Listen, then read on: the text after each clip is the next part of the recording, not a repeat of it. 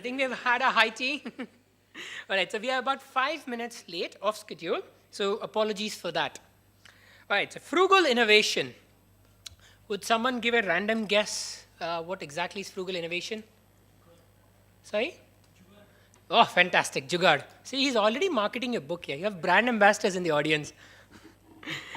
Okay, so I'm not, I actually spent 2 hours before coming here in office researching about frugal innovation, but he just spoiled it. He took away Jugaad. Either which way. So it reminds me of an old incident which happened in Delhi a couple of days back.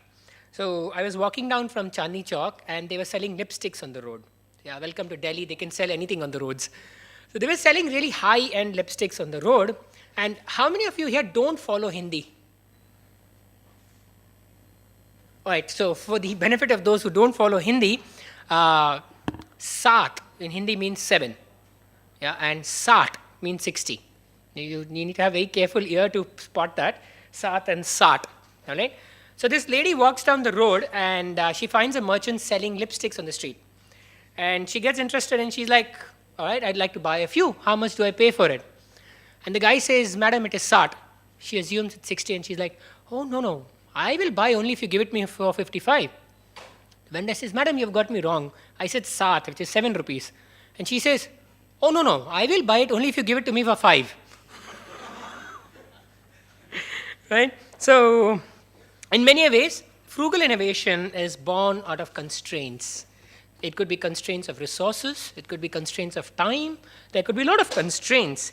So, with due respect to the authors, I think it would be safe to say that if necessity is the mother of invention, we can say constraints in some ways is father. Yeah? All right. So now without further ado, we have 2 very, very interesting speakers today. Both of them young, very, very talented. And one of the things speakers usually look out for is good publicity. But, we can't even tempt them with that because both of them are very highly connected with media around the world. So they have enough of them for themselves. All right. So in no particular order, starting off with Mr. Navi Radjou. I hope I've got the pronunciation correct, sir. All right. So first of all, he is a world economic professor. That's fantastic. He's an author. He was a co-author of a book prior to this called Smart to Voice, a book on next generation leadership. His previous book, that gentleman in the audience has pointed out, Jugaad Innovation, was shortlisted for 2013 Thinker 50 C.K. Prahlad Breakthrough Idea Awards. I think that calls for a round of applause. All right, our second speaker for the day and also the co-author of this book is Mr. Jaideep Prabhu. He's a Jawaharlal Nehru Business and Enterprise. Was I audible before this? Oh, good. Right, I thought I would have to redo the whole thing again. Right, so Mr. Jaideep Prabhu is a Jawaharlal Nehru Professor of Business and Enterprise at George Business School at University of Cambridge, England. He is a BTech holder from Indian Institute of Technology, Delhi, and also a PhD from University of California. Now, if I were to actually read the entire thing, it will take an entire session today. So, gentlemen, please excuse me if I don't read the entire thing. And for the fans of your book, I don't even think that is required. Right? So, without further ado, I request both our honored speakers today to kindly take the stage and roll us through the presentation. Ladies and gentlemen, round of applause for them.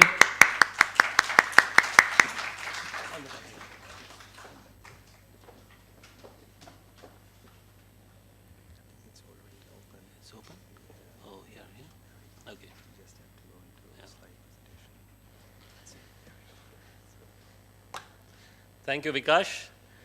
Good evening, ladies and gentlemen. It's a very great pleasure to be with you this evening in Chennai. I want to thank the CII Young Indians for organizing this event. I want to thank our distinguished panelists and all of you for making it here on a very busy working day. I grew up in India. I studied engineering as an undergraduate at IIT Delhi, and then went to the States. I got a PhD in business at the University of Southern California. I taught in the US, in the Netherlands, before moving to UK. Throughout my career, I've studied innovation. In the first part of my career, I studied innovation as it was done in large Western corporates. And then in around 2007 or so, I turned my attention to innovation in emerging economies, particularly India. And along with Navi, I made many visits, and we would talk to innovators the length and breadth of the country. We talked to grassroots innovators, entrepreneurs, large domestic companies, multinationals. And what struck us about all these people was how different they were in the way they approached innovation in contrast to their Western counterparts. In particular, they were very frugal in how they did innovation. They were very good at taking cost out of the whole innovation process and doing more with less. And so after several years of studying this, we felt we had very interesting material, many interesting case studies, and some insights that we could put together in a book. So in 2012, we published a book called Jugaad Innovation, and we used this word Jugaad because that was the word that many entrepreneurs and innovators we spoke to used to describe this kind of frugal, flexible, inclusive approach to innovation. And in the book, we featured many entrepreneurs, including grassroots entrepreneurs such as Mansukh Bhai, who is from a family of potters. He comes from a village in Gujarat. He has a high school education. In 2001, there was a very serious earthquake in Gujarat. A lot of people lost their household possessions, including their matkas, the clay pots in which they stored water. And one day he saw an article in the newspaper which showed somebody's matka had broken, and the caption read, "Poor man's fridge broken." And from that he got the idea to actually make a poor man's fridge. This is the product. He called it a Mitti Cool, a very frugal device, probably worth less than, say, $30. It uses the cooling properties of water evaporating through the walls, the clay walls of that box, to keep fruit and vegetables fresh for up to 5 days. So we were struck by how many such innovators in India were very good at turning constraints into opportunities. And we went on to look at and write about other innovators, including people from cities. For instance, Dr. Devi Shetty from Bangalore, the cardiac surgeon, who has applied the principles of Fordism, division of labor, specialization, etc., to be able to reduce the cost of heart surgery to about $1,500, where in the West it would be tens of thousands of dollars. And he wants to reduce it further to about $800. And he has done this at scale. His 1,000-bed hospital in Bangalore is the largest of its kind in the world. They do something like 30 such operations on a daily basis. He's gone on to take this model to other cities, not only in India, but also in the West, where he wants to show that healthcare can also be frugal. We featured innovators from other countries as well, other emerging economies, such as Kenya, where you have this service called M-Pesa, which literally means mobile money. And what it enables people to do is not only talk using basic mobile phones, but also to use the phone to send and receive money or e-float using basic text messages. So for instance, if this young man leaves his family in the village and he goes to work in Nairobi and there's a crisis at home, he can text money home to his parents, for instance, just using his basic phone and a text message at the cost of a text message. His mother can receive that onto a phone, go to a neighboring corner shop, kirana shop, and cash that. So this is a very powerful way and very frugal way to do financial inclusion. You don't have to build new bank branches in every village. You just use the corner shops. You don't have to develop any new technology. You use what people already have. As a result of this, there are now something like 19 million people in Kenya who use M-Pesa on a daily basis, and that's more than the number of people who have bank accounts. Moreover, now that you have so many people who can send and receive money so cheaply and so quickly, you can now sell other things to these people that you wouldn't have been able to sell before. Not only other financial products such as savings, but also things such as solar lighting solutions. this kit would be too expensive for them to buy upfront. So they would have to buy it on an installment plan. And now they can pay small amounts whenever they have it through M-Pesa. Makes it easier for them to pay and easier for the company to receive those payments. Interestingly, this company, M-Copa, was started by the person who set up M-Pesa. He left Vodafone, which introduced M-Pesa, to set up his own company, M-Copa, which sells solar lighting solutions where people pay back the cost using M-Pesa. So in a very short period of time, a country like Kenya has gone from having no banking to mobile banking, from using candlelight to using solar light. And speaking of solar light, frugal innovation has been applied even in space exploration. This is NASA's MAVEN, the expedition to Mars, which cost about $800 million. But we know that ISRO's Mangalyaan did the same trip at a tenth of the cost and 3 times faster. And again, they were applying many of these principles of frugal innovation. To do that, they were using these principles to innovate faster, better, and cheaper. Now, since our book was launched in 2012, the Jugaad Innovation book, we have noticed a frugal innovation revolution happening in the West for the West. We call this the rise of the frugal economy in the West. And some of the drivers of this are negative. In particular, since the financial crisis, Western consumers have become more value conscious. Even before the financial crisis, about 50% of people would say yes to these questions. But post-financial crisis, there has been a systematic upward shift by about 15% of people saying yes to these questions. So about 65% of the population in Western Europe would say that they have come to accept living with less. So they're cash constrained and value conscious. But they're also values conscious. More people in the West also care about positive impacts of business. In a recent survey by Nielsen, 55% of respondents said they were willing to pay extra for products and services from companies committed to positive social and environmental impact. And 67% said they prefer to work for socially responsible companies. What we are finding is this frugal economy is based on a foundation of a new type of consumer. A consumer is not passive, simply receiving things from companies, but much more proactive. We call those consumers prosumers. And these prosumers are driving two trends in the West. One is the sharing economy, and the other is the maker movement or the DIY revolution. Let's look at both. Let's start with the sharing economy. The sharing economy is really when individual prosumers can trade idle assets that they have with other consumers directly.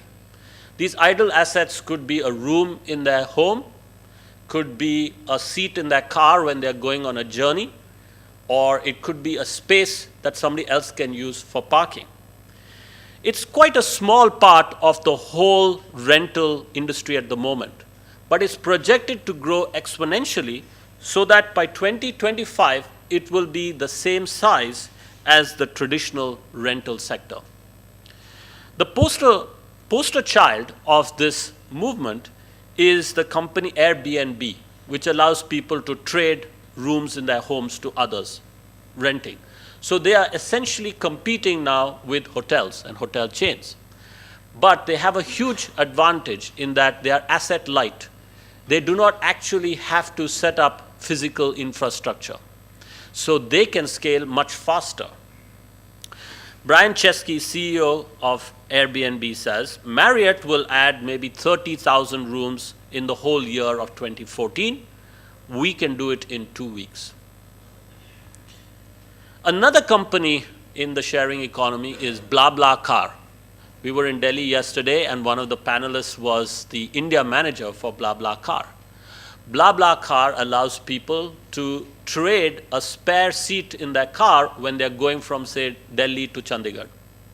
This has become huge in the West. It started in Paris and in France. You can see the rate at which they have scaled and the number of people now who are on the system. They now transport more people than Eurostar, which is a very large train service.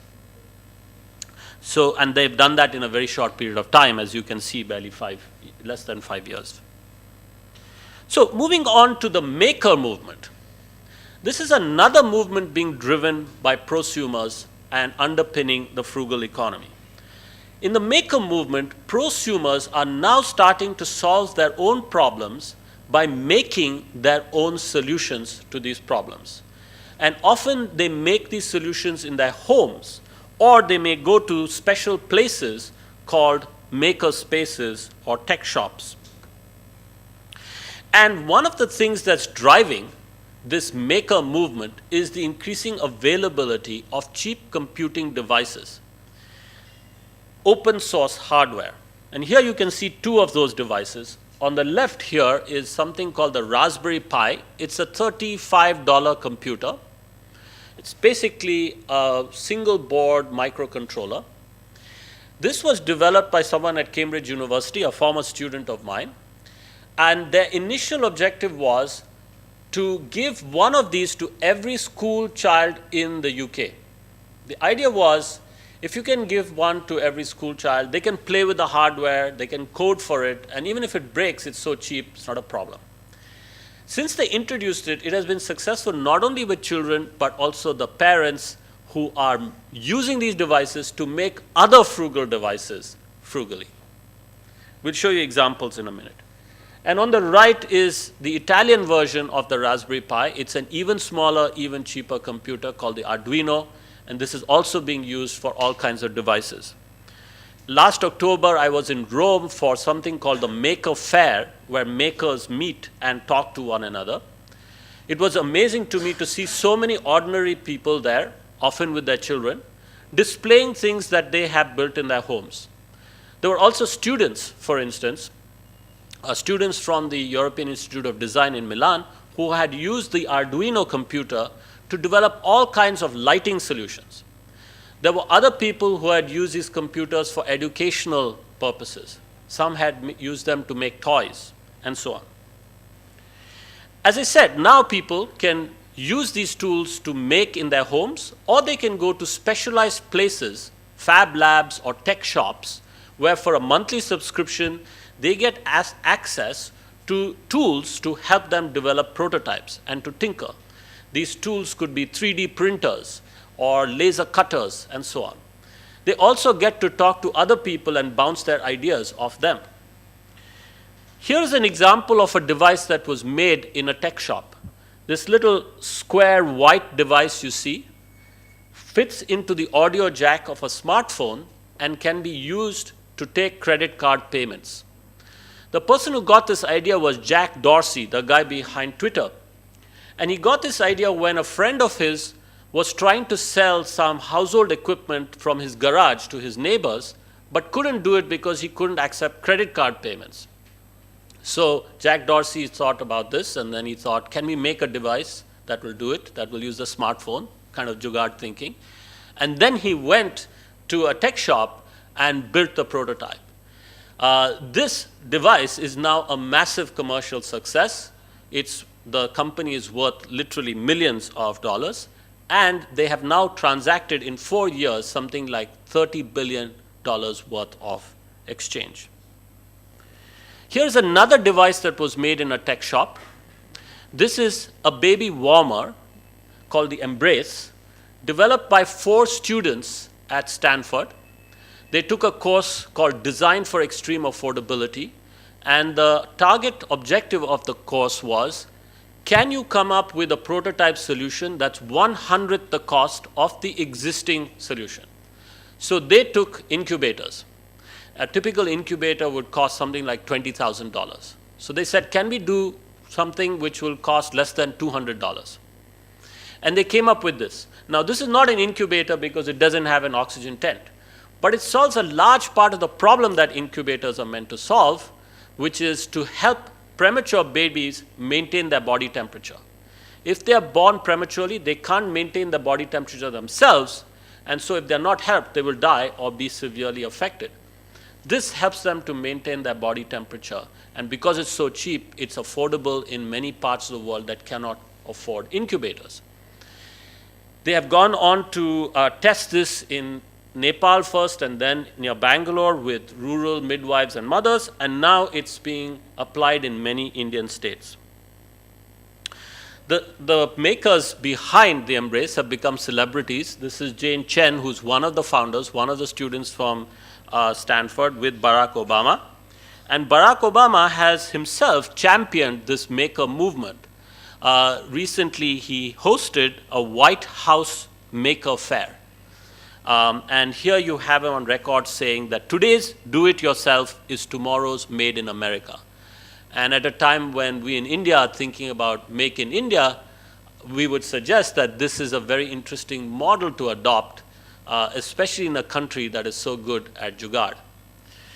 So on that note, let me just hand over to Navi, and Navi will tell us more about how entrepreneurs in the West are rising to the occasion, exploiting the opportunities of this frugal economy, and what that means for large Western companies as well as for India.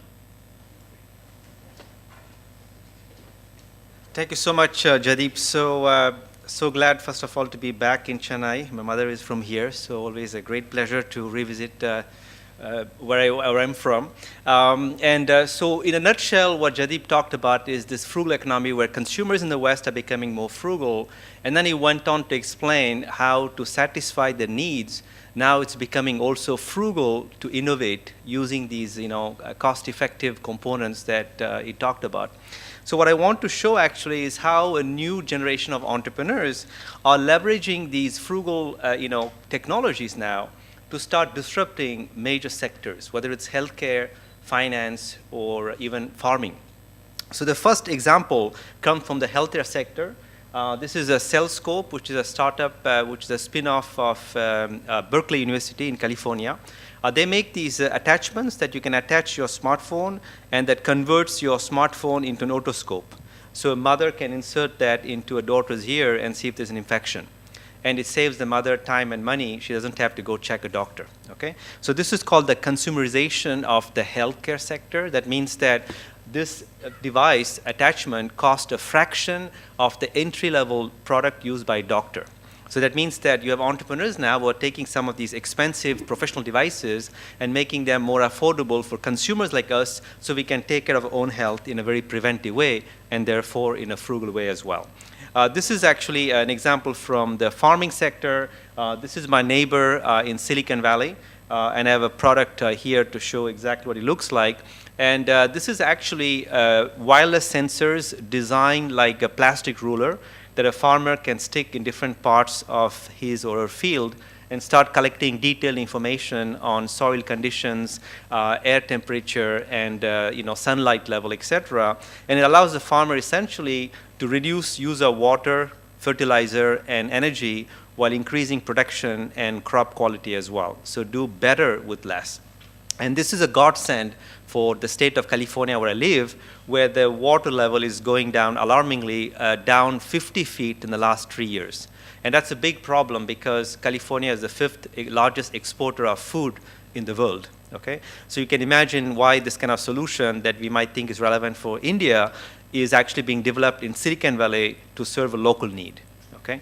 So third example is this engineer, French engineer, Paul Benoit, who has launched this company called Carnot Computing, which makes digital radiators. What they do is inside this radiator, you have microprocessors, and he actually takes the heat generated by the microprocessors to then heat houses and offices for free. Okay? So this is a fantastic alternative to existing so-called data centers that people like Google are building around the world, which today consume 2% of global electricity consumption. And what is really amazing is that out of the 2%, 1% of the global electricity consumption is used to cool off these servers that overheat, which makes no sense. As a, why? Because engineers think that heat is a waste you need to get rid of, right? But this engineer on the left-hand side thinks, no, actually waste can be reused to create value for others, right? So that's a very clever way, because on one hand, it democratizes access to high-end computing for the masses. If you want to do a 3D rendering or do a scientific calculation from Chile or India, you just submit a request and it can be processed in a house in Paris, and then the heat generated by the processors is used to heat the house for free. Okay? Very clever way, right? Very jugaad. This is from finance sector. This is Compte Nickel, which allows French people to walk into the equivalent of a Kirana store, a mom and pop store, and then in 5 minutes activate the service that gives them access to 2 products. One is an international bank account number, so they can send, receive money, which is important, and then a prepaid debit card, so they can use that internationally as well. And what's amazing is that the annual management fee for this is actually only 20 euros, about 1,500 rupees, and which is a record low in the banking sector. And amazingly, 75% of the people using the solution are not poor people, but middle-class French people who can't afford hefty banking fees for switching to this kind of frugal solution. Okay, so these are the 4 examples, if you like, of frugal solutions, 100% developed in the West to address a growing need for doing more with less among Western consumers. But now the question is, what can Western companies, large established companies, do to learn to contend with this frugal economy where consumers are asking more for less, and then there are some entrepreneurs willing to serve them? So we actually think that there is a disconnect to begin with between everything that Jaideep talked about, this frugal economy where supply meets demand faster, better, cheaper, right? That's really in a nutshell what frugal economy is about. When you compare that with the kind of fluid way it operates on the left-hand side, and you compare that with the way companies are organized today, you can already see even visually there's a problem. On the right-hand side seems much more structured, much more hierarchical, far from being very agile, and let alone frugal. So we decided that it's time to bridge this disconnect, and hence the book is essentially how can we help functional leaders in R&D, HR, finance, manufacturing, and all the way up to the CEO. Monday morning, what can they do to change their organization to take advantage of this frugal economy? And the answer is essentially they have to learn themselves to do more and better with less. That is in essence what frugal innovation is. And what do we mean by that? Well, essentially it's about simultaneously trying to maximize value, more value, while minimizing resources. But the real question is value for whom? Well, it's not just value for shareholders, everybody knows that, that's nice, but more so for customers who are becoming more value conscious and values conscious, and society at large. Because customers are asking also companies to become more socially inclusive, and you think about the the 2% profit that has to be allocated to CSR is in a way indicative of the trend as well.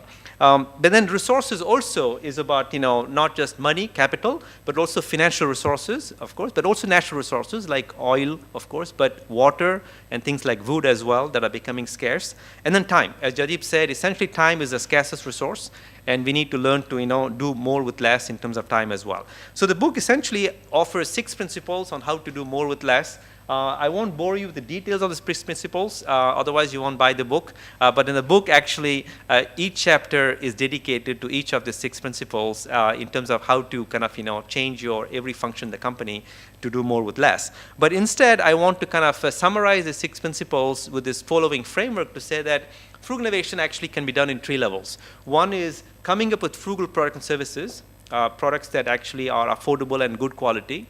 That's one way to think about frugal innovation. Or another level would be to say, what if I change entirely my business model, or I launch a new business model where I can systematically create frugal products and services in a continuous manner, right? That's at the business model level. But beyond that, how can I create a frugal culture by changing the mindset of my employees so they can think and act frugally? So that is what we mean, creating a frugal mental model in the company as well. So I want to give a couple of real-life examples from our book. of companies actually that are actually trying to change the organization at these three levels. The first is actually around the frugal products. A good example here is Renault Nissan, which is a joint venture between French car maker Renault and Nissan. And they actually in 2005 launched this car called the Logan, which was the cheapest and the least expensive car in the Western world at the time, about 6,000 euros or $6,000 at that time. And at that time, this became part of entry-level products for this car maker, which at that time, 10 years ago, accounted for only 1% of the global sales. Today, it accounts for over 40% of the global sales. It has become the cash cow. And what is amazing is that this product was initially destined for emerging markets, and today it's selling like hotcakes, even in places like the country or BMW. Okay, so clearly you can see that this is a trend that we see more and more, where car companies have to also rethink about how they design frugal cars. Of course, they are not stopping there. Renault Nissan actually out of Chennai is now getting into the next generation of frugal vehicles, which is being developed actually out of here in Tamil Nadu, which is called the CMF-A, which is a new car platform that will be shared between Renault and Nissan to create even more affordable cars at good quality that will be launched very soon. And later, towards the end, I will show you a video of what they are doing exactly out of Chennai to make that reality. But frugal business models is even more interesting, which is to say, what if I change fundamentally how not only I design product, but how I make, how I sell, and how I change the way consumers will consume my products as well to make it much more frugal. And here, what we are seeing is a big idea called the circular economy, which contrasts with the linear economy, which characterizes how today's value chains are organized. If you think about, a cell phone today, well, we extract, raw materials from sometime, difficult sources, and then we make a product out of that. We consume the electronic good for about 2-3 years, and then we get rid of it, right? And then it lands, in a landfill somewhere in Africa, probably, which is the world capital for e-waste. But that is a very bad way of, making products. It's very wasteful, and also in terms of consumption, it's not very eco-friendly. The circular economy principle is that what if you start designing products using first raw materials that come from renewable sources, easily renewable sources, and or recycled sources. And then after consumption, at the end of life cycle, you can recover the raw materials inside the product and then reuse them again to make new products. So nothing gets wasted essentially, everything is reused. So here a good example of that is Target, a company that makes, interestingly, we have both products here on this room. They make the flooring solutions, this kind of wood made, flooring solutions, and the carpet, right? And they are, second world's largest, provider of these solutions. And as you know, they make about, I think 1 million square feet of carpet every day in terms of production. And you can imagine how many raw materials that require, which is not very sustainable. So they want to become by 2020 what they call a circular enterprise. That is that essentially nothing will go in the landfill out of the products. How they do that? First of all, more and more they are switching from petroleum-based raw materials to non-petroleum-based sources. The second thing is that they design the product so that essentially end of life cycle, they can resend these old carpet so they can be recovered to make new carpet, okay, in a continuous loop fashion. Okay? This is one among 100 companies that are embracing the principles of the circular economy. Of course, the frugal business model may sound interesting for a cell phone or even a carpet, of course, but how do you apply that in the domain of pharmaceuticals, like medicine, right? That's a very regulated, very difficult kind of environment. You can imagine how now it may be possible, you might ask, to make drugs in small quantities in a much more agile way. That sounds like science fiction, of course, today, but by 2017, Novartis, a major drug company, will be launching this new way of manufacturing drugs. It's called continuous manufacturing. It's a new manufacturing technique co-developed with MIT that can take place in a micro factory no bigger than half this room, and essentially can fit in a container. And it can make drugs 10 times faster, at least 50 times cheaper, and then reduces carbon emissions up to 90%. So you can essentially start making drugs faster, better, cheaper. Okay, in a very distributed way. And PepsiCo is another company that is also embracing this kind of frugal business model. And Indra Nui being from Chennai, I thought it would be relevant to mention that as well. As you can imagine, PepsiCo plays in the food and beverage industry, very competitive marketplace. So just coming up with one or two frugal products won't cut it. They have to fundamentally rethink how to re-engineer the entire value chain to make it much more cost competitive and more agile. For that, out of Gurgaon, they have set up this thing called the Global Value Innovation Center. It has a global remit to essentially create disruptive business models. So what do they mean by disruptive business models is find solutions that will reduce CapEx and OpEx along the value chain by at least 50%, at least 50%. If it's just 10, 20%, it's not interesting. That's incremental innovation for them. So the idea is to come up with the radical ways, to essentially make products, distribute them, and dispense them, essentially. That will be at least 50%, more cost effective and deliver better value for customers. And this is completely open sourced. They have a small team out of Gurgaon, and they partner extensively with academics and consultants and startups to make this a reality. Another interesting example to conclude on is Unilever. Big, as you know, in India is Hindustan Unilever, whose CEO in 2010 declared his intention to double the company's revenues by 2020 from 40 billion euros to 80 billion euros, while at the same time reducing environmental footprint by about 50%, which is essentially do much better with much less. While at the same time, of course, improving the social, kind of impact by giving, access to clean water and better hygiene to hundreds of millions of people around the world. So you can see that you can do well while doing good. This goes well beyond CSR, right? This is essentially saying that the whole company essentially does better for society. As a matter of fact, he thinks that Unilever is the world's largest NGO in a way, right? Because of the kind of social benefits it brings to the countries around the world. So what are the implications for India out of that? Well, first of all, we think that Prime Minister Modi is very interested in the Make in India idea. Well, we believe it's a very laudable objective. The question is, what kind of products we want to make in India? We actually think that, we hear often people talk about the importance of affordable quality as being a differentiation for Indian products. We think that's very important indeed to marry affordability and quality, but we think that's just table stake. More and more companies can do that, both out of India or China or even the West. So we think that made in India products need to have two more qualities or attributes, and they include simplicity. Basically, the ability to have user-friendly products that simplify my life. So the value is around how do I simplify the life of the customer, and then sustainability. And I think this is something that becomes the foundation, of all products, made in India. So that means essentially, made clean India and not just made in India. And then finally, we believe that the first book essentially was a kind of a celebration of the Indian ingenuity, what we call Frugal Innovation 1.0, that actually was born out of India. And now we see in this new book that actually the West is actually, learning from our textbook to do better with less, and that's Frugal Innovation 2.0. And we would like to actually see, the 3.0 in this evolution of frugal innovation, not just written by India by itself, but India working hand in hand with the West, and start co-creating frugal solutions that benefit, entire humanity. So that will be, what we'll be discussing in the panel as well. We have a website. You can go check for more case studies and best practices on how to do, frugal innovation.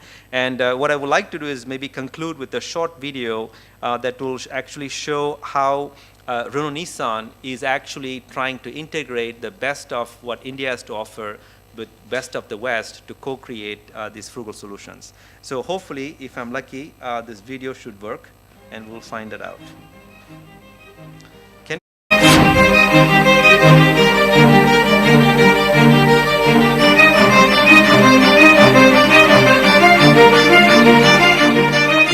Frugal innovation is the ability to do more with less.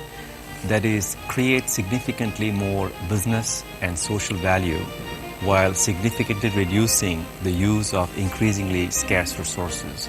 The resources could be financial capital, natural resources, or even time. More than a strategy, frugal innovation is actually a whole new mindset. It's a mindset that is flexible, frugal, and inclusive, that is able to convert adversity into an opportunity to create more value at less cost for more people. The Indian mindset is extremely favorable to frugal engineering. There is a culture of doing remarkable products out of very limited resources. And Indians have this in their DNA. The expectations are very high.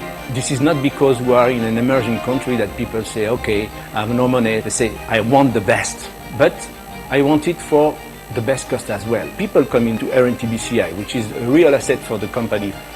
They may learn how to deliver the best technology, but not the more expensive. RNTBCI is a 100% purely alliance company. We have 3,800 more people for the alliance. And then working from the research and advanced engineering and through the production engineering. Our advantage is flexible thinking and then agility and also the understanding local customer needs and market situation. Frugal engineering comes naturally to Indians. So when the Indian engineers join the industry, they keep this mindset. So always we will try to use a local raw material, and not only we use local grades, but we also try to minimize the weight, because the less weight you put on the car, the more value it will give to the customer in terms of fuel economy or better drivability. One of the breakthroughs for frugal innovation in India, for example, there is a lot of scrap generated in our manufacturing plant, and right now it is just being recycled. What we have done is we have actually given that part of that scrap to a supplier who is making new parts and thereby saving a lot of material cost. While making a duster to the Indian project, we thought, something has to be adaptation to the local needs. Indians' families, very big family structures, and family is really big. So sometimes, based on our needs, we need to occupy more passengers in a car. So we came up with some little bit kind of innovation to providing a two face-to-face seat at the rear side of the car. And we have provided with a detachable sheets, so we can remove the seats whenever we want as per the family needs. When you put a limitation on the resources, you remove the limitation on the creativity. I would say first break the rule, break the code. Nothing is forbidden, open the mind. This is a very, very demanding customer in India, and when you tackle the needs of Indian customer, I guess you're ready to tackle the needs of many customers around the world.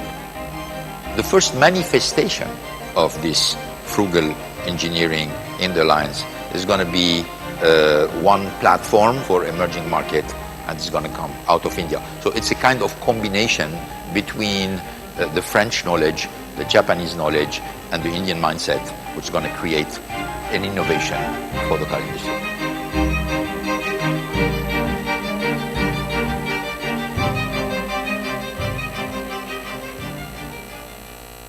Great. And at this point, we are going to transition to the panel discussion that will be moderated by Mr. Narasimhan. Mr. Narasimhan, if you can come on stage and invite the panelists as well. Thank you so much. Please all come join us. Thank you so much.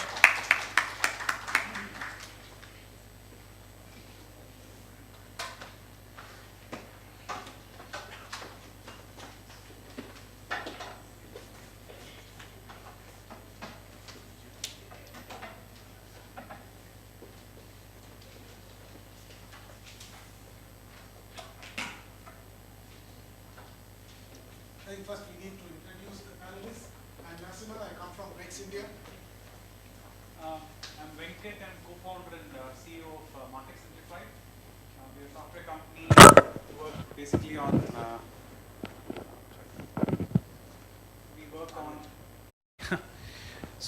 we work on mobility platforms for the financial industry. So we run capital market solutions on mobile platforms as well as banking solutions across the globe. And today we are one of the largest capital markets trading platforms on the mobile, and we transact one of the close to $1 billion worth of transactions on our platform every day.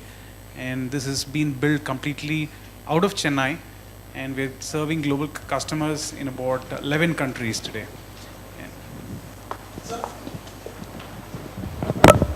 Hi, I'm Saravanan. I'm head of R&D at Ashok Leyland. I'm sure you know about it, so I'll wait for the panel to go. Please, you don't need to. Okay. we have about 50 minutes to go through, and I would think that we'll give each panelist, inclusive of the main speakers today, to take 4 minutes to 5 minutes to talk more about how to go about this process. First of all, let me commend this book to you. It's a very compulsive reading for me. When you pick it up, you don't feel like put it down. It's full of examples. Probably they have captured 5% of the examples, case studies that they have put into the book. It's a very compulsive reading, and I'm not doing any marketing for them, but I commend this book, and it's very, very relevant. So we'll kick off this panel discussion by giving 3-4 minutes to everyone. Maybe I'll start it off, then the fellow panelists, then in the end we'll go back to the speakers. We'll talk more about how about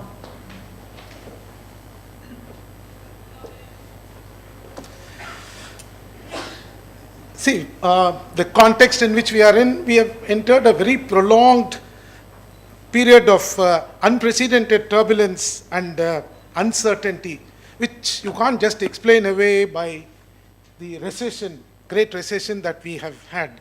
The volatility across all the parameters has been something unimaginable.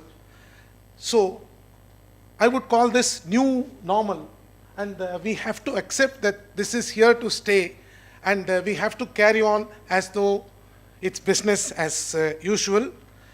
And what we must realize at this point in time, whether we are successful in business so far, these old sources of competitive advantage will vanish, and we have to put in place a completely different set in this for success in this new normal. It's very obvious that we need lots of changes in the organization that we have and how we carry on business.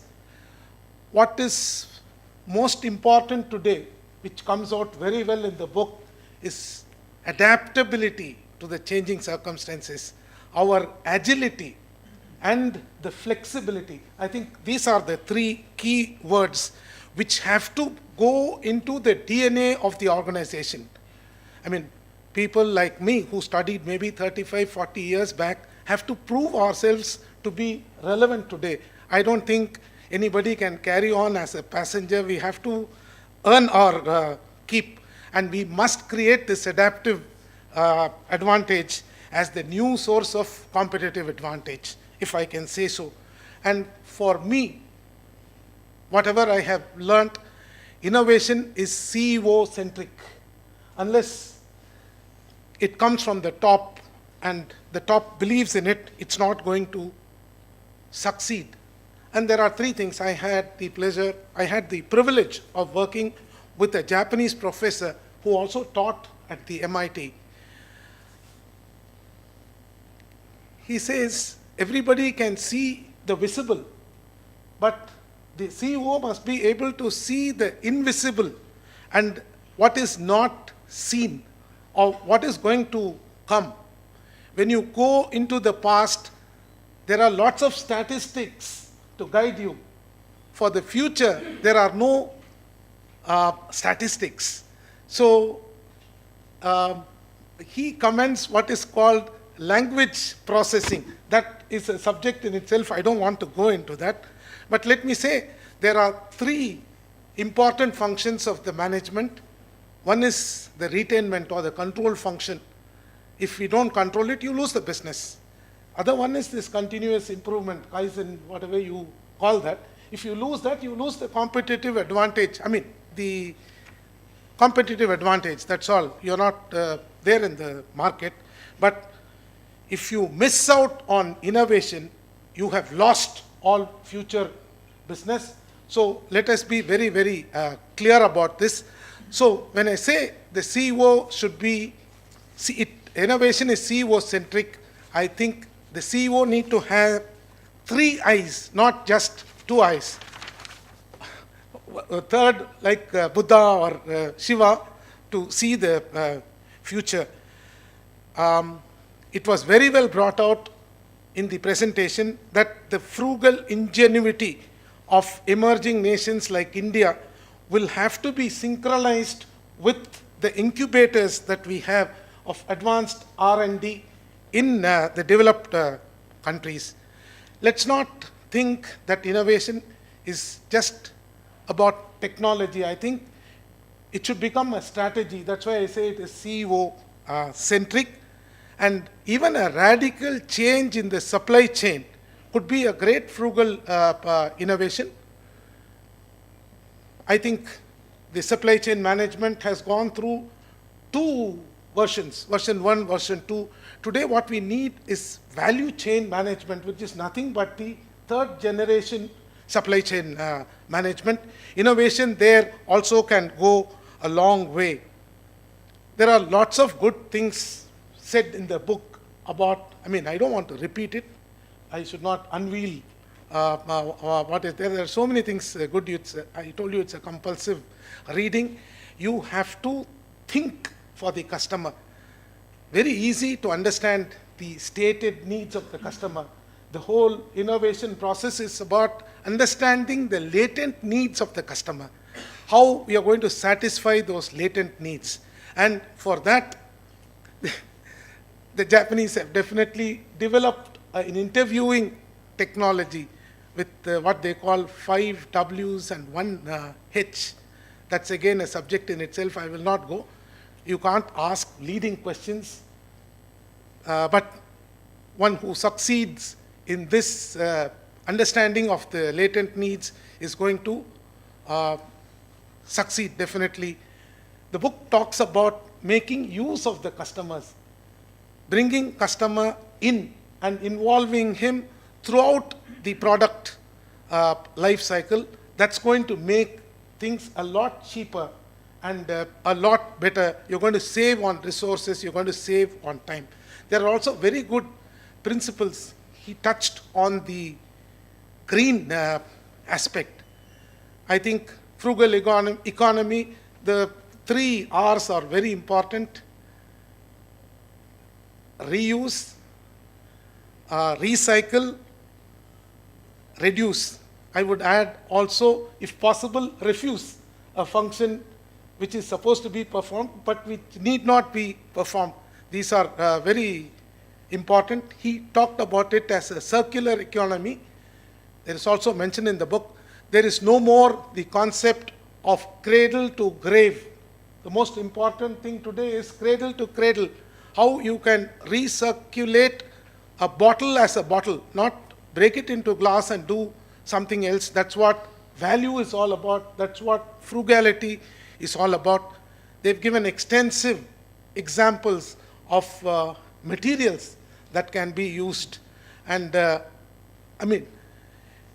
in a very fast clock speed industry like telephony or electronics or TV, it's a need of the hour. It had become the need of the hour 5-6 years back. Even in a slow clock speed industry like automotive, it's become essential. They talked about the what Renault, Nissan have done, what Volkswagen have done. We have our own example of Nano. Whether it was successful or not is another thing. So the customer is very important. Understanding the need of the customer is very important. They also go to what we talked about the life cycle management when we say cradle to cradle. Product stewardship is also becoming very important. And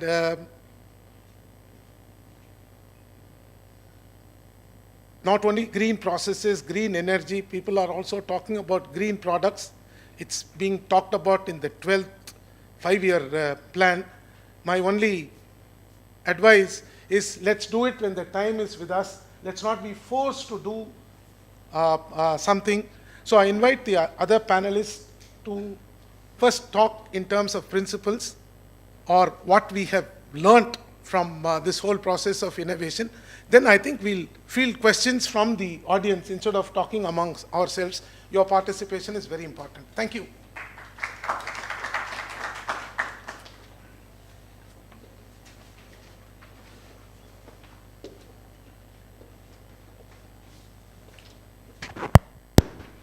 Good evening. It's indeed a pleasure to be in the esteemed company.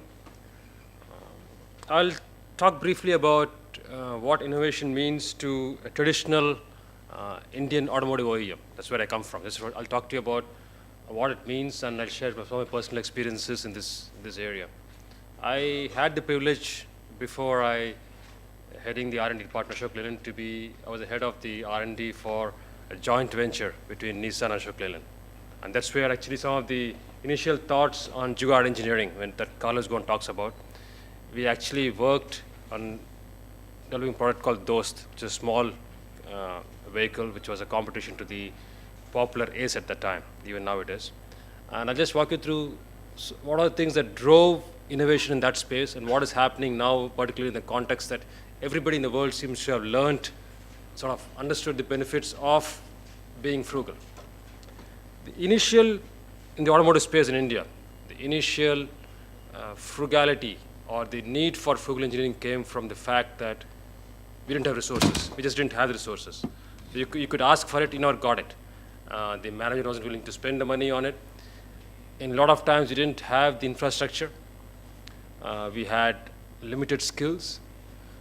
You had to make do with less. And that's what drove a lot of the innovation, a lot of the frugality, the frugal mindset. I think for us as Indians, a lot of the frugality comes from childhood. You never saw your parents waste things.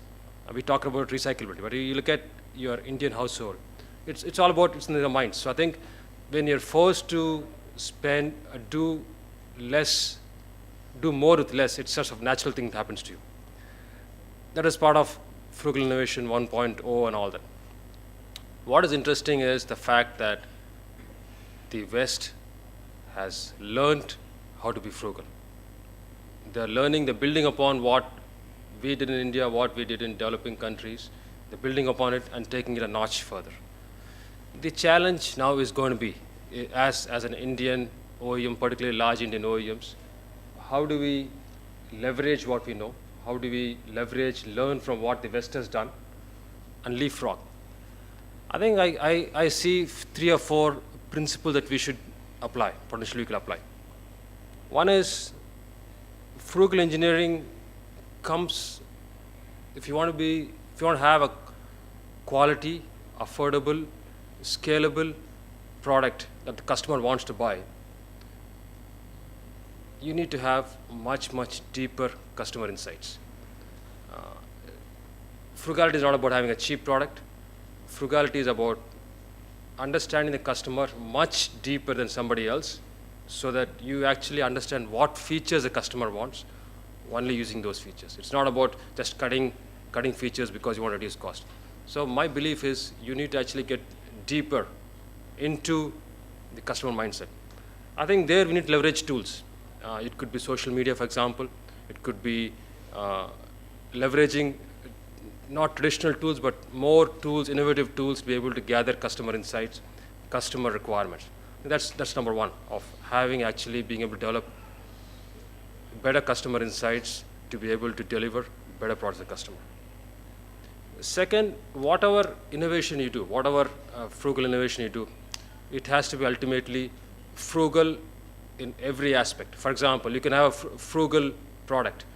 If it is not cheap enough to be serviced, it is not frugal anymore. It has to be frugal across the value chain. So you need to look at how frugal is my innovation, how frugal is my product, how can I make it so that even the serviceability aspect is cheap. So it has to be frugal across the value chain for the customer. Third is, as a company, it's not just about being frugal. It is about being agile about it. Because, if you look at the product life cycle, any product life cycle in India particularly, it is constantly changing. It is not just changing after it's released, it's constantly changing during the development cycle. So the challenge is going to be, how do I have the mindset? Again, it's all about having the mindset, having the culture, having the DNA to say, as I'm developing the product, how do I sort of be agile enough to be able to change it? Typically what happens is, particularly in the automotive space where it is a high intensity, high development cost driven cycle, you freeze on the specifications, you end up the development cycle, and as you go deeper into the cycle, little flexibility on making changes. We need to figure out a way of how are agile enough in development cycle to be able to make those changes, because that's what the customer demands in terms of being agile in the frugal development cycle. I think the most important is leverage existing disruptive technologies. It could be, for example, as simple as 3D printing.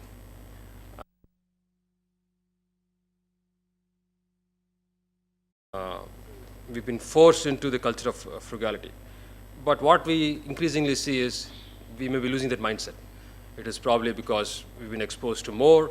We think we have more things, we have more, we can afford more. I think it's important that we still keep that culture, that frugality mindset going forward. I think those are some of the points I had, and I'm open to taking questions from the audience as a part of the discussion. Yeah. Thanks.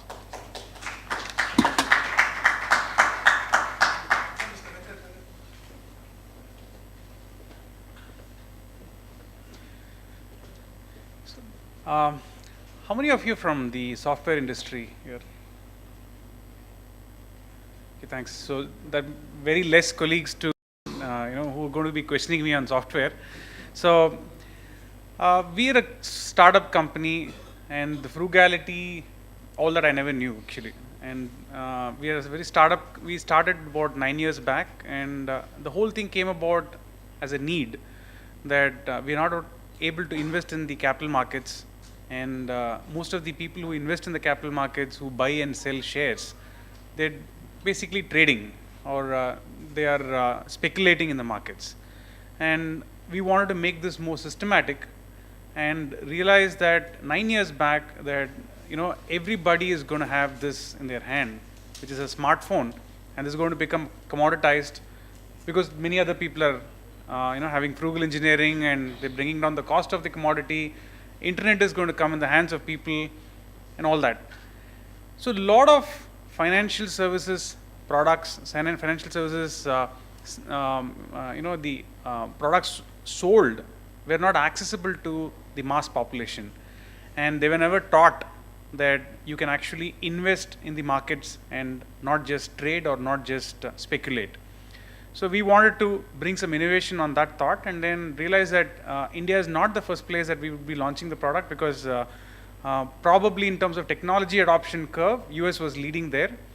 And sitting out of Chennai, we opened up calls and emails to brokerages and capital markets brokerages, saying that why don't you open APIs, and we want to connect to you. We want to provide a mobile application in which people can trade.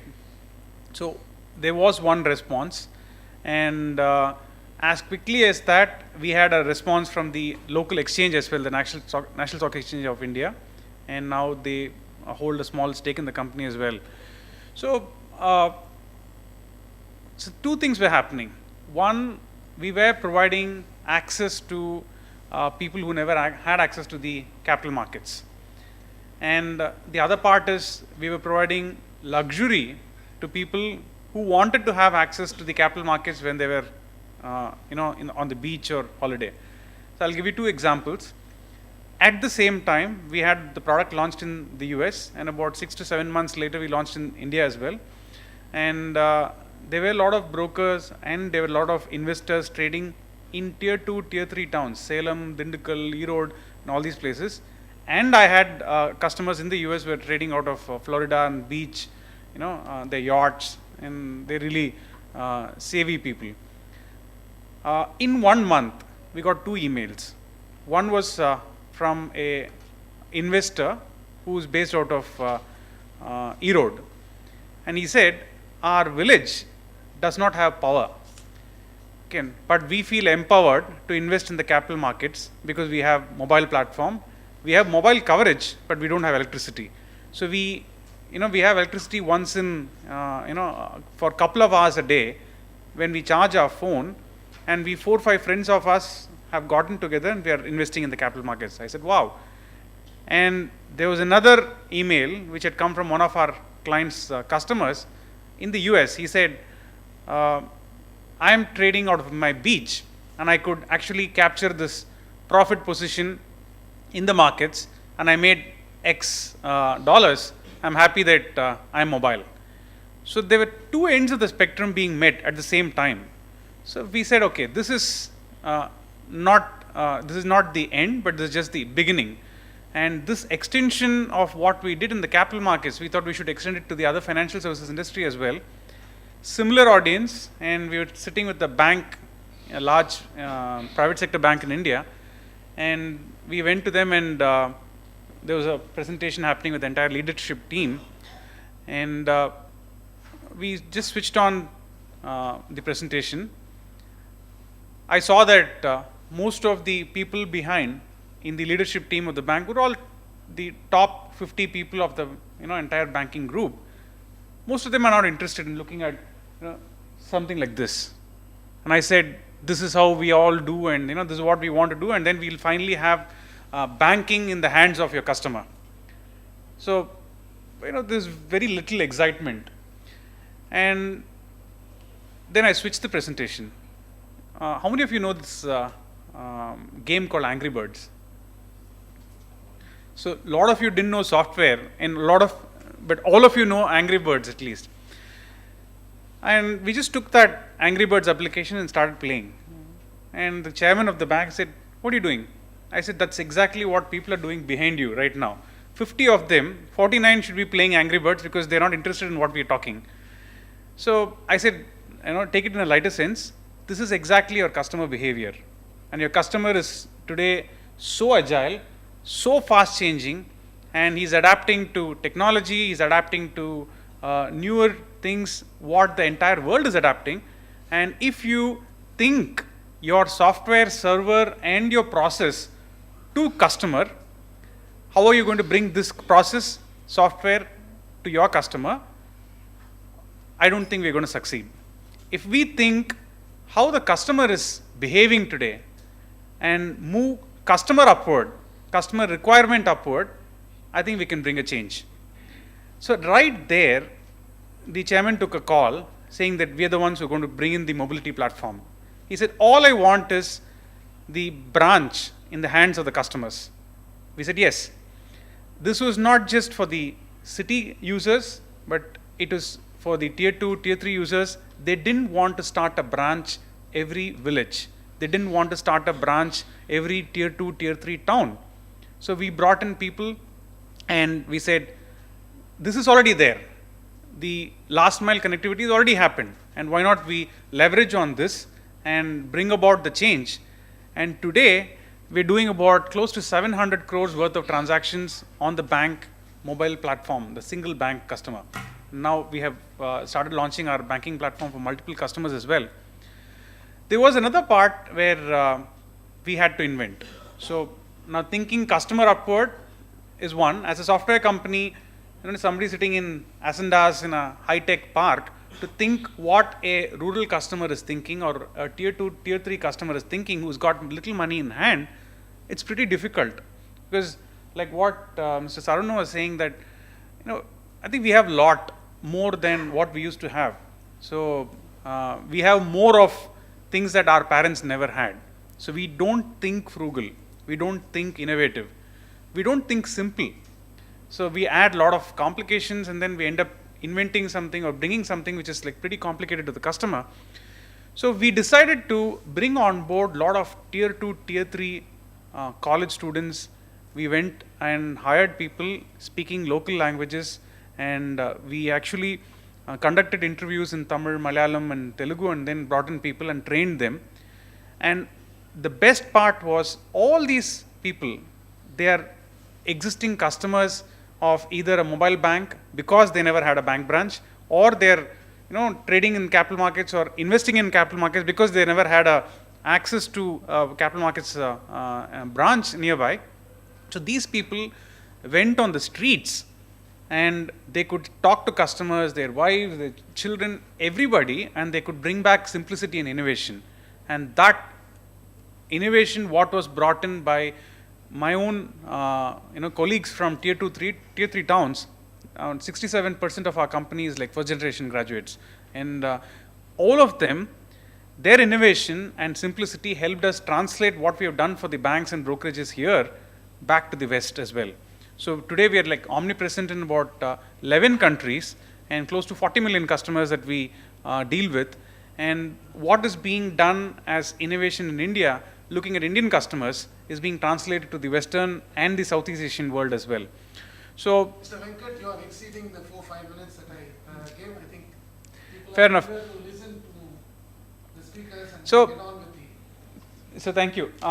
So we came, the frugality came out of the need and less of looking at processes, but now it's become our way of life. Thank you.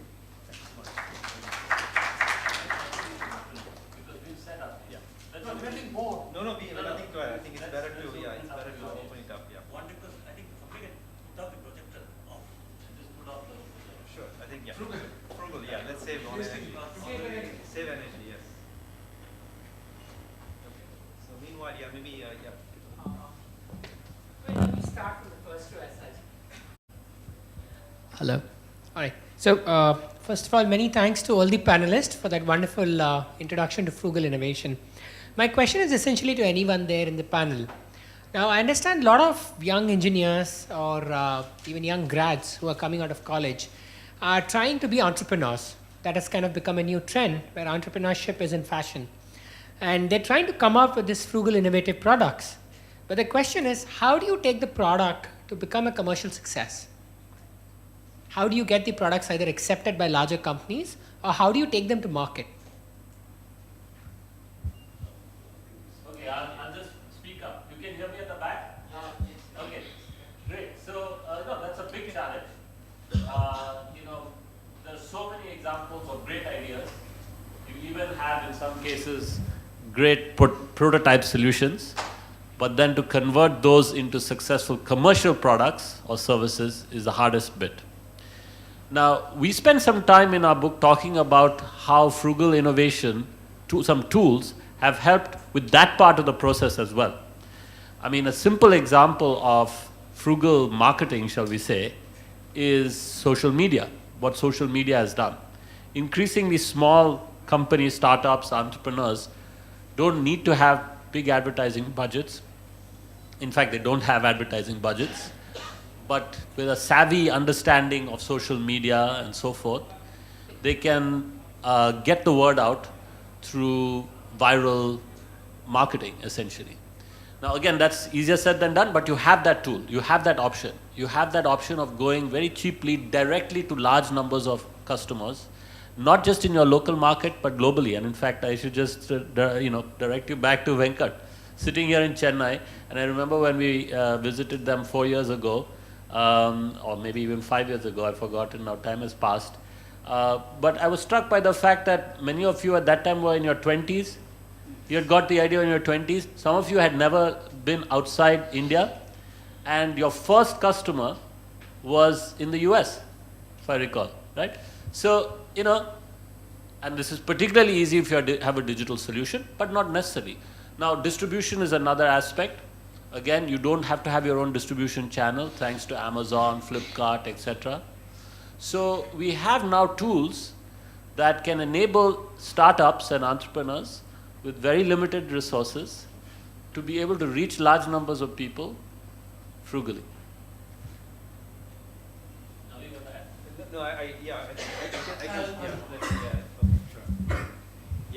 I just want to be brief, frugal in my time so that we can have more questions as well. Feel it. But I think I live in Silicon Valley, and I think that it's a good point. And the way you can be successful, one, Jaideep talks about from a value chain perspective, how you kind of build quickly and cheaply a value chain in terms of sales, marketing, kind of capabilities, which is important.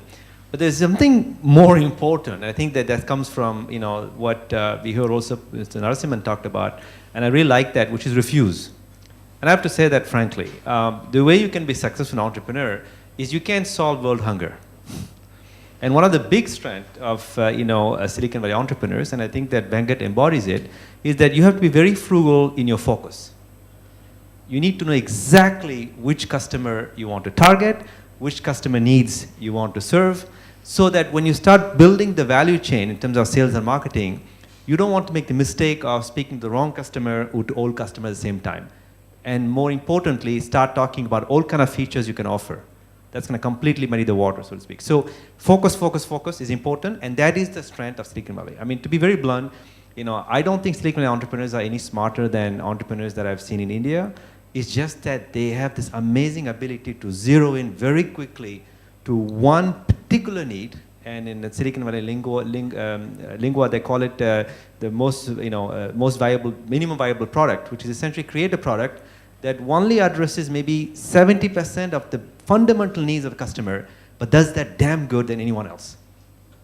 Instead of trying to address 300% of a customer needs, which makes no sense. So I would say that think about that as well. How frugal can you be in your focus is going to be important. And in our book, we talk about this notion of just-in-time design versus just-in-case kind of design. That means that instead of creating a product like it's so complex, just in case a customer will need a feature, let's put it in, including a kitchen sink, and send it out, which takes a lot of money and time. You just do just-in-time. That's what they did, right? They did something very basic and then learned from the market and then incrementally improved it. And why that's important? Because that means if you can also build out your sales and marketing capabilities in an incremental way. So everything becomes in a spiral model as opposed to let's do everything in a just-in-case kind of basis.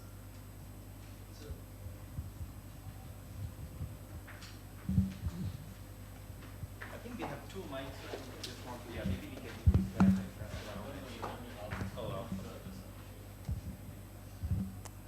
Hello. Yeah, this is Satish. I just have a thought for this personality who's asking the questions how we can market a product, right? Just correct me if I'm wrong. Is Pepsi as well as Coca-Cola a frugal innovation product in the 1970s or something like that? It's a question. The question is to you. No, it's an answer for him. I think so. Okay, he's asking me. Thank you. It's a frugal innovation product. What I believe. No, what I believe is that. Do you think you are saying that building a product with a cheap cost, how we can earn money? No. The question was, I think that is rightly answered, is that many times a lot of innovations are done in the market. All right. Like a lot of scientists come with good products, okay. but they never hit the market. Yeah. Sir, just a doubt, sir. Sir, whether this comes under Jagat innovation or frugal innovation? What is it? Nail cutter. Nail cutter. Yeah. Okay. Whether it comes under Jagat innovation or frugal innovation. I have a doubt that that's all. So I mean, it's I mean there is no juke. I mean yeah. He's got a fox there. No, I mean it's just that I want to. I mean if I have a mic, I can answer. I don't want to be shouting at the same time, but I can speak up. It's okay. I mean. This is a broader question about what is Jugaad, what is frugal. I mean, essentially Jugaad for us is this ingenuity, right? I mean, that's kind of something that we are all, born with. And frugal essentially is a term that Westerners better understand. And if you connect the dots between, what is Jugaad and what is frugal, what we are saying is essentially, for Indian advantage is that we have this in our bloodstream, this notion of, kind of improvising solutions and thinking outside the box, but that's not enough. And that's why, frugal for us is essentially like, taking it to the next level. So may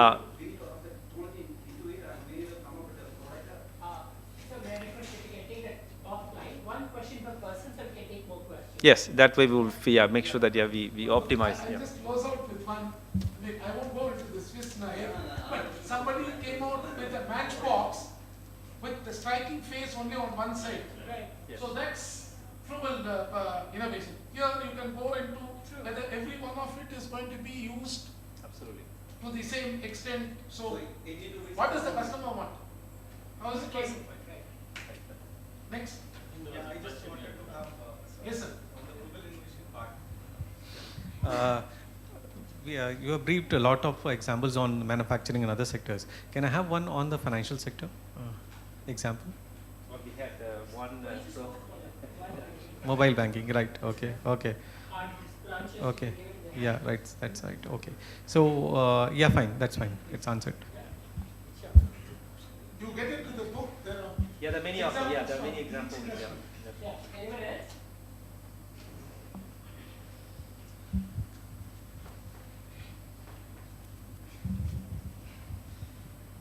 Hello.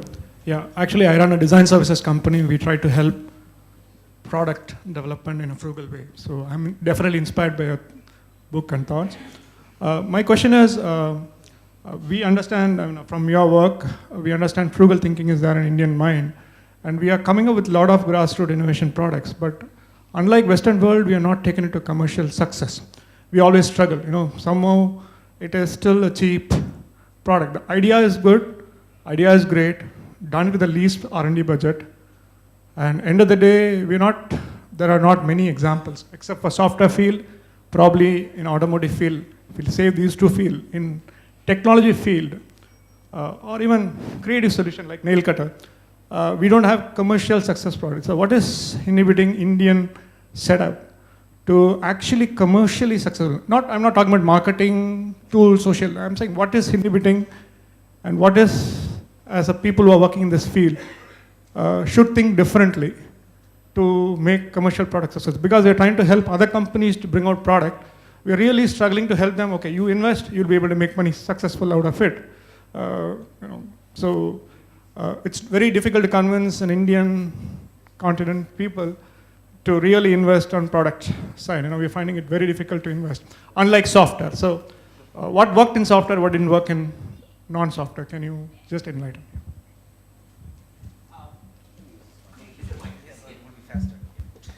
So, okay, let me take this from the non-software side as well. So, a lot of people would have heard of this hospital called Arvind Eye Hospitals.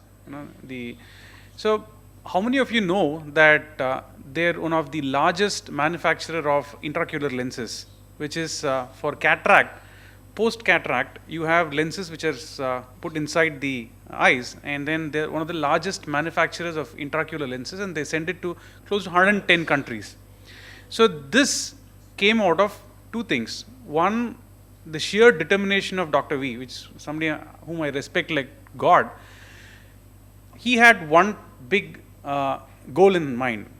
When you do service, when you do free surgeries, cataract camps, the cost per intraocular lens was 15,000 rupees. Or you give them those thick glasses. So they wanted to go intraocular. So you needed, if 10 people supported, about 1,50,000, you could support only 10 patients. So he said, why don't you reduce the cost to 100, keep the quality the same, and we should achieve the goal. And they did that, not just for self-consumption, and they have taken to the world, to close to 110 countries they export today. And they're one of the largest intraocular lens manufacturers in the world, and they have a big market share on that. So that came right from Madurai and right from the Oro Labs.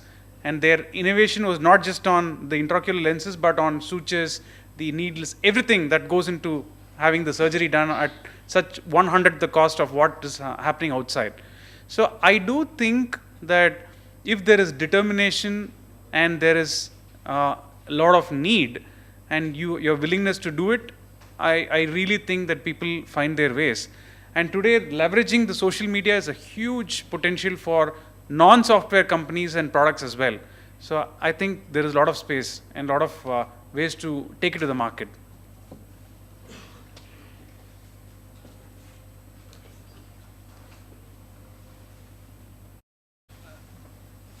I would just add while the next question coming in, I think the question was also about physical products, and I think that this is something that we have seen also is actually what we call in the West, it's called open innovation, which essentially large companies also have to do their part in kind of saying, well, rather than us innovating everything ourselves, why don't we team up with, startups or small businesses?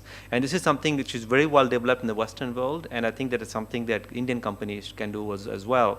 Here in India, we have Tata Consultancy, which happens to be based here. They've been doing it for the past 10 years. They have set up actually a network that allows them actually to look for promising startups and SMEs and then team up with them. So they create the kind of market for these small businesses. No, they've gone really far. They have, law changed and all that, they have claiming Christianity in their board. And that's the kind of importance they give for innovation. Yeah, hi, this is Premji. You had mentioned about the maker space. Do we have such places in Chennai? So that it can be helpful for people to, interact. Yeah, I think I'm going to also have, I think Venkat and you know better than me, but I think we haven't seen, to my knowledge, I think IIT Madras is looking at it because we know for sure that IIT Mumbai has done that. We were in Mumbai on Monday, so they just opened one. And the makerspace, it's called Fab Lab, which is a product concept that comes from MIT. Which is literally like a mini factory that can be put in a container and shipped to a place like Mumbai, and then you open it up and set up a makerspace, essentially. So that is popping up in universities now, primarily. So IIT Mumbai has one, IIT Delhi has one, and IIT Madras, to my knowledge, not yet, but I'm sure that it will come soon. So yes, absolutely, I would love to see personally myself, something happening, in makerspace. So remember two things. One is that the makerspace could be happening in a university setting, which is, I allowed that, it's important. But again, companies can set up makerspace as well, And the Ford Motor Company in Detroit, they put their own money to create a makerspace for a city that was going economically bankrupt, Detroit, as you know. And then this makerspace is open to the public. But interestingly, their own employees are sent to the makerspace as well, which is a very enlightened way, of saying that, instead of, I owning this R&D lab, I want to open it up to everyone, including my own employees. So I would like to see maybe some enlightened, Indian companies, underwriting the setting up, of such makerspace, maybe in Chennai. So. Can I answer that question? Sure. Actually, makerspace in India, in all houses, basically. If you remember in Jet Kings was one of the products which was launching the small level electronic fabrication. They sold the product throughout India, and every house is able to infrastructure which we use for our R&D. We are opening up to student community and open community. We have electronics and mechanical setup.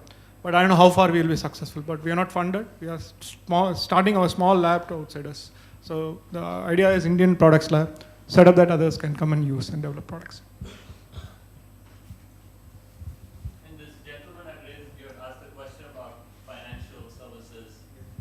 Funded startups, in some sense, are raising large amounts of funding, stop thinking frugally?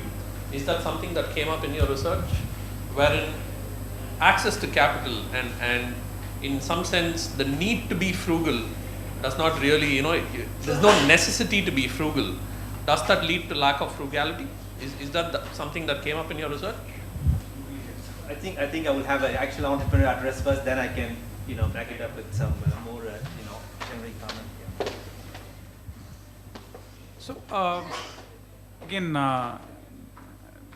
we are a very slightly funded company, frugally funded company, and then 9 years have not taken the company to private equity investors or raised large amount of capital. But I think yes. So to a large extent. So we saw a lot of innovation happening on the mobility industry. We saw innovation happening in big tech startups. And the minute they see large amount of funding and valuations happening, we did see them transform. The frugality of the entire process stopped, but they went ahead with customer acquisition by doing a loss leadership program, unnecessarily killing the entire market. The answer is yes. So if we saw companies going on a successful trajectory for some time with their social platforms, virality, all that, it led to a lot of success. And post that, it just plateaued, or the cost per innovation started increasing pretty drastically, in fact. Living in Silicon Valley, I would just add that actually this is something that bothers me very much. We have too much money chasing few great ideas. And this is again why, I don't want to be nationalistic here, but I think this is a golden opportunity for India. So essentially what's happening is that people are looking for, putting a lot of money in, a few startups that will become the next Facebook. I actually think we are entering a golden age of what I call hardware startups. Many of the large money is actually chasing software startups. The next generation of startups, like this guy, my neighbor, this is about using, software power to actually connect with the physical world, which is completely ineffective in the sense that, if you think about, healthcare, you're from, healthcare sector, you know how effective it is, education, or we live in real world. And what I'm getting at is that maybe this is why I think instead of, having $1 billion investment going after one project that will make it or break it, how about actually taking, $1 billion and break it up into, 1,000, 1 million, investments in 1,000 entrepreneurs who can actually come up with, maybe even they come up with 50 great solutions that could actually fundamentally change education, healthcare, or farming. That will be really radical. And I think that's the model we are going towards. I don't see that yet in Silicon Valley, to be blunt, simply because what's happening is that people are afraid to think outside the box. When you go to VC, and Venkat knows very well, if you start putting a presentation and you start saying like, we are doing this, the next question like, you're doing like this, fine, but who else is doing it in the marketplace? So it's called a reference point. People always want to know, you are like this, but better, right? But that is not really innovation. Innovation is really thinking outside the box and comes something which is really like a trendsetter, something that completely shapes new market. So market shaping kind of innovation, generally in my humble opinion, doesn't require that much investment because you are the first to get in. You're actually shaping the market as you go. In a sense, that's frugal, right? Because where it gets more money to have to be invested is you have to differentiate the other guy. Right? That's kind of very more costly. So I do think that, yes, I mean, I think this is the golden age of, hardware startups, and I think that India has an amazing, kind of unique advantage to seize this. And I just met, and this is a public policy statement, or state level policy or national level. I met the senior science and technology advisor of Obama before I left the US 3 weeks ago, and that's exactly what they're thinking. From a public policy standpoint, they're thinking, instead of giving 1 billion grant to one big R&D agency, which may or not come up with some breakthrough solution, we will do that. Maybe we give $500 million now, but the remaining $500 million, we invest in 500, interesting startups. And by the way, some of the startups may not be professionals like us because ignorance is the new source of innovation. So let's go to what we call citizen scientists, people who can, as you said, sir, own lab, garage or kitchen table can come up with something very disruptive. But how do we get funded? Well, Obama wants to address that. So if our government can think that way, which is not just giving money to these big R&D agencies, which are still important, but maybe have a portfolio approach where they can also in grassroots bottom-up innovation. I think that will create more prosperity around. So at least that's my personal opinion.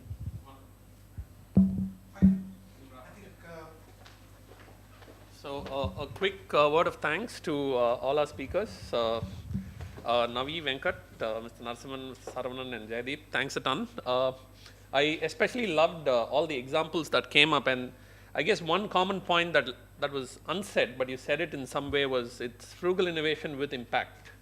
There was some kind of deep impact in all the examples that came up. Even in the Arvind Eye Care example, the Narayana Hridayalaya example, and so on. So it's wonderful that you guys took your time out to come down here. Like Navi touched upon briefly, in India too, we are kind of living in a, if you open the Economic Times, you'll see that we live in an expensive non-innovation world, right?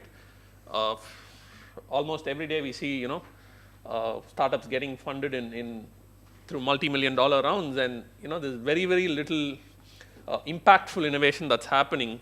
As a reader, maybe there is some inherent innovation that's happening that we are not aware of. So very apt topic. So thanks a ton for taking time out to do this. Thank you. Thanks for the audience for coming here on a weekday as well. Long drive if you live on that part of the city to Olympia Tech Park. So thanks a ton.